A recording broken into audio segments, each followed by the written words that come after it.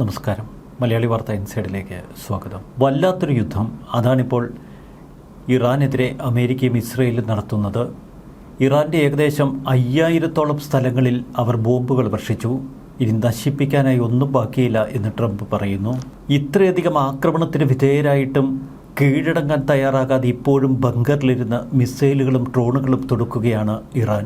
ഏറ്റവും ഒടുവിലിത അബുദാബി റുവൈസ് വ്യവസായ മേഖലയിൽ ഡ്രോൺ ആക്രമണത്തെ തുടർന്ന് വലിയ തീപിടുത്തം. അഗ്നിശമന സേന തീയണയ്ക്കാനുള്ള ശ്രമങ്ങൾ തുടരുന്നു. തോറ്റു തുന്നമ്പാടി നിൽക്കുന്ന ഇറാൻ അമേരിക്കയ്ക്ക് മുന്നറിയിപ്പുമായി മുന്നോട്ട്. സ്വയം ഇല്ലാതിരിക്കാൻ US ശ്രദ്ധിക്കണമെന്നാണ് ഇറാന്റെ മുന്നറിയിപ്പ്. നിങ്ങളെക്കാൾ വലിയവർക്ക് പോലും ഇറാനെ ഇല്ലാതാക്കാൻ കഴിഞ്ഞിട്ടില്ല. നിങ്ങൾ സ്വയം ഇല്ലാതാകാതിരുന്നാൽ മതി, അലി ലാറിജാൻ എക്സിൽ കുറിച്ചു. പല രാജ്യങ്ങളിലേക്കും ഇതിനിടയിൽ ഡ്രോൺ ആക്രമണം തൊടുക്കുന്നുണ്ട് ഇറാൻ റവല്യൂഷണറി ഗാർഡ്. ബഹ്റിൻ്റെ തലസ്ഥാനമായ മനാമയിൽ ഇറാന്റെ മിസൈൽ ആക്രമണം ഇപ്പോൾ റിപ്പോർട്ട് ചെയ്യുന്നു. ബഹ്റിൻ പൗരയായ 28-കാരിയാണ് കൊല്ലപ്പെട്ടത്. തുർക്കിയിലേക്ക് വീണ്ടും മിസൈൽ തൊടുത്ത ഇറാന് നേരെ തുർക്കി ഭീഷണി പ്രയോഗിച്ചു. യുദ്ധത്തിലേക്ക് തങ്ങൾ കൂടി കടക്കേണ്ടി വരുമോ എന്ന ആശങ്കയാണ് തുർക്കിയുടേത്. ഇറാനെതിരായ യുദ്ധം ഏറെക്കുറെ പൂർത്തിയായി എന്ന നിലപാടാണ് ഇപ്പോൾ ട്രംപ് സ്വീകരിച്ചിരിക്കുന്നത്. അതിന് ചില കാരണങ്ങളുമുണ്ട്. ഇറാനിൽ ഉടനീളം നിരവധി ആക്രമണങ്ങൾ ഇസ്രായേൽ അമേരിക്കൻ സേന നടത്തി. ഹോർമുസ് കടലിടുക്കിലൂടെ എണ്ണയുമായി പോകുന്ന ടാങ്കറുകൾക്ക് US നാവികസേന സുരക്ഷയും ഒരുക്കുന്നു. കടലിൽ ഇപ്പോൾ ഇറാന്റെ സാന്നിധ്യമില്ല. ഇറാന്റേതായി കടലിലുണ്ടായിരുന്ന നാവിക കപ്പലുകൾ മുഴുവൻ മുക്കിക്കളഞ്ഞ അമേരിക്കൻ സേന ഇപ്പോഴും ടെഹ്റാന്റെ പല മേഖലകളിലും അതിശക്തമായ ബോംബ് വർഷം നടത്തുകയാണ് ഇസ്രായേൽ. കിഴക്കൻ ഭാഗത്തുള്ള ജനവാസ മേഖലയിൽ വലിയ ബോംബാക്രമണമുണ്ടായി 40 പേരെങ്കിലും മരിച്ചു. ഇറാന്റെ പരമോന്നത നേതാവായി തെരഞ്ഞെടുത്ത മുസ്തഫ ഖമനേയിക്ക് പൂർണ്ണ പിന്തുണയാണ് റഷ്യ വാഗ്ദാനം ചെയ്തത്. കുരങ്ങനെ കൊണ്ട് ചുടുചോറ് വാരിക്കുന്ന പരിപാടിയാണ് റഷ്യ ചെയ്യുന്നത്. ഇറാന് നേരെ US ഇസ്രായേൽ സംയുക്ത ആക്രമണത്തിന്റെ വിശദാംശങ്ങൾ ഇസ്രായേൽ പുറത്തുവിട്ടു. US സെൻട്രൽ കമാൻഡും ഈ വിവരങ്ങൾ പുറത്തുവിട്ടു. എപ്പിക് ഫ്യൂറി ആരംഭിച്ചതിന് ശേഷം ഇറാനിൽ 5000-ലധികം ലക്ഷ്യസ്ഥാനങ്ങളിലേക്ക് തങ്ങൾ ആക്രമണങ്ങൾ നടത്തി എന്നാണ് സംയുക്ത സേന വ്യക്തമാക്കുന്നത്. മേഖലയിലെ ഭീഷണി മുൻനിർത്തി മുൻഗണനാ ക്രമത്തിൽ ഓരോ ലക്ഷ്യങ്ങൾ തകർക്കാനാണ് തങ്ങൾ ശ്രമിച്ചത്. നാവികരംഗത്ത് ഇറാൻ പൂർണ്ണമായി തകർന്നടിഞ്ഞു. US നടത്തിയ ശക്തമായ ആക്രമണത്തിൽ ഇതുവരെ 50-ലധികം ഇറാനിയൻ കപ്പലുകളെ കടലിൽ മുക്കി. ഇറാനിയൻ നാവികസേനയുടെ കപ്പലുകൾക്കും അന്തർവാഹിനികൾക്കും പുറമെ കപ്പലുകളെ തകർക്കാൻ ശേഷിയുള്ള ആന്റിഷിപ്പ് മിസൈൽ സൈറ്റുകളും US സേന തകർത്തു. അത്യാധുനിക യുദ്ധവിമാനങ്ങൾ, വലിയ ബോംബറുകൾ, ഇതിന്റെ വൻ നിരയാണ് യുദ്ധത്തിന് അമേരിക്ക ഉപയോഗിക്കുന്നത്. വലിയ പെലോഡുകൾ എത്തിക്കാൻ രൂപകൽപ്പന ചെയ്ത ദീർഘദൂര സൂപ്പർസോണിക് ബോംബറായ B-1, വ്യോമപ്രതിരോധം ഭേദിക്കാൻ കഴിവുള്ള സ്റ്റെൽത്ത് ബോംബറായ B-2 എന്നിവയൊക്കെ ഇറാന്റെ ആകാശത്തിന് മുകളിൽ. F-22, F-35 തുടങ്ങി 5ാം തലമുറ സ്റ്റെൽത്ത് വിമാനങ്ങളൊക്കെ അവിടെയുണ്ട്.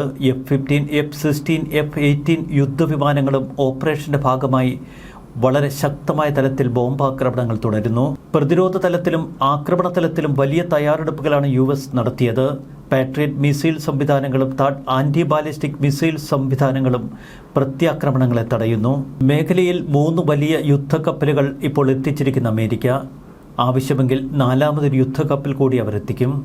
ആണവോർജ്ജത്തിൽ പ്രവർത്തിക്കുന്ന വിമാനവാഹിനികൾ, വ്യോമ ഉപരിതല മിസൈൽ പ്രതിരോധത്തിനായുള്ള നൂതന മിസൈലുകൾ, മൾട്ടിമിഷൻ യുദ്ധക്കപ്പലുകളായ ഗൈഡഡ് മിസൈൽ ഡിസ്ട്രോയറുകൾ, അങ്ങനെ അത്യാധുനിക ആയുധങ്ങളുടെ വലിയ നിര.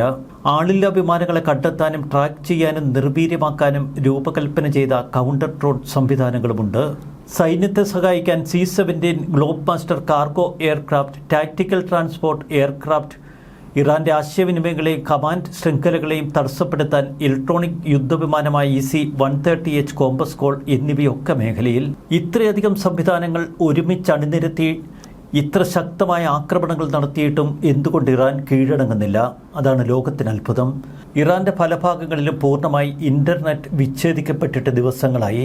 ഇറാനിൽ ഉടനീളം IRGC ലക്ഷ്യങ്ങളാണ് ഇന്ന് ഇസ്രായേൽ സേന ആക്രമിച്ച് തകർത്തത്. ഒടുവിലിത ഇറാനിയൻ ജനതയോട് പരസ്പരം പുഞ്ചിരിക്കാനും പരസ്പരം ബന്ധപ്പെടാനും മൊസാദിന്റെ ഒരു ടെലിഗ്രാം പോസ്റ്റ്. ഇറാൻ പരമോന്നത നേതാവായി മുസ്തഫ ഖമനേയി എത്തിയതോടെ ഇനി അദ്ദേഹത്തെ വധിക്കാനുള്ള പദ്ധതികൾ ആസൂത്രണം ചെയ്യുകയാണ് അമേരിക്ക.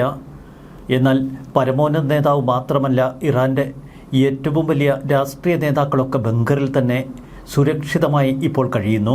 IRGCക്ക് ഒരു ഏകീകൃത ഘടനയോ നിയന്ത്രണമോ ഇല്ല. അവർ ചെറു ഘടകങ്ങളായി തിരിഞ്ഞ് മിഡിൽ ഈസ്റ്റിലുള്ള ഓരോ രാജ്യങ്ങളെയും ലക്ഷ്യം വയ്ക്കുന്നു. ഒരു വ്യക്തതയുമില്ലാത്ത ആക്രമണമാണ് ഇറാൻ തുടക്കുന്നത്. എന്നിട്ടും അവരുടെ ഭാഗത്തു നിന്നുള്ള തിരിച്ചടികൾ ഇപ്പോഴും തുടരുന്നുവെന്ന് മാത്രം. പുതിയ പരമോന്നത നേതാവിനെ സമാധാനത്തോടെ ജീവിക്കാൻ അനുവദിക്കില്ല എന്ന് ട്രംപ് പ്രഖ്യാപിച്ചു. ഇറാനെതിരായ ആക്രമണങ്ങളുടെ ഏറ്റവും തീവ്രമായ ഒരു ദിനമായിരിക്കും ഇന്നെന്ന് US പ്രതിരോധ സെക്രട്ടറി പീറ്റ് ഗെക്സത്ത് പെറ്റനഗണിൽ പറഞ്ഞു.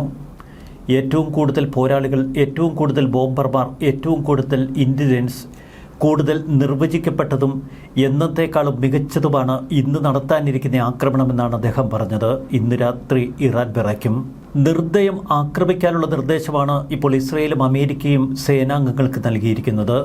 മനുഷ്യത്വം അത് നോക്കേണ്ട, ആക്രമിച്ച് തകർക്കുക. ഇറാന്റെ ഏറ്റവും പുതിയ മിസൈൽ ആക്രമണങ്ങളുടെ സോഴ്സ് കണ്ടെത്തുന്നതിൽ രഹസ്യാന്വേഷണ വിഭാഗം വിജയിച്ചു എന്ന് ഇസ്രയേൽ സേന പറയുന്നു. ആ ലക്ഷ്യങ്ങൾ ഇന്ന് രാത്രി തകർക്കും. ഇന്നലെ രാത്രി ഇസ്രയേലിനെ ആക്രമിക്കുന്നതിന് തൊട്ട് മുൻപ് മിനിറ്റുകൾ മാത്രം ബാക്കി നിൽക്കെ ഇസ്രയേൽ വ്യോമസേന സായുധ ബാലിസ്റ്റിക് മിസൈൽ ലോഞ്ചർ ആക്രമിച്ച് തകർത്തു. യുദ്ധത്തിന്റെ അവസാനം തങ്ങൾ ജയിക്കും എന്ന് ഇറാൻ ആവർത്തിച്ച് പറയുമ്പോഴും ഇനി ലക്ഷ്യസ്ഥാനങ്ങൾ തിരയുകയാണ് അമേരിക്കയും ഇസ്രയേലും. ഇത്രയേറെ ആക്രമിച്ച് ചാരമാക്കിയിട്ടും അവർ പറയുന്നു തോറ്റില്ല എന്ന്.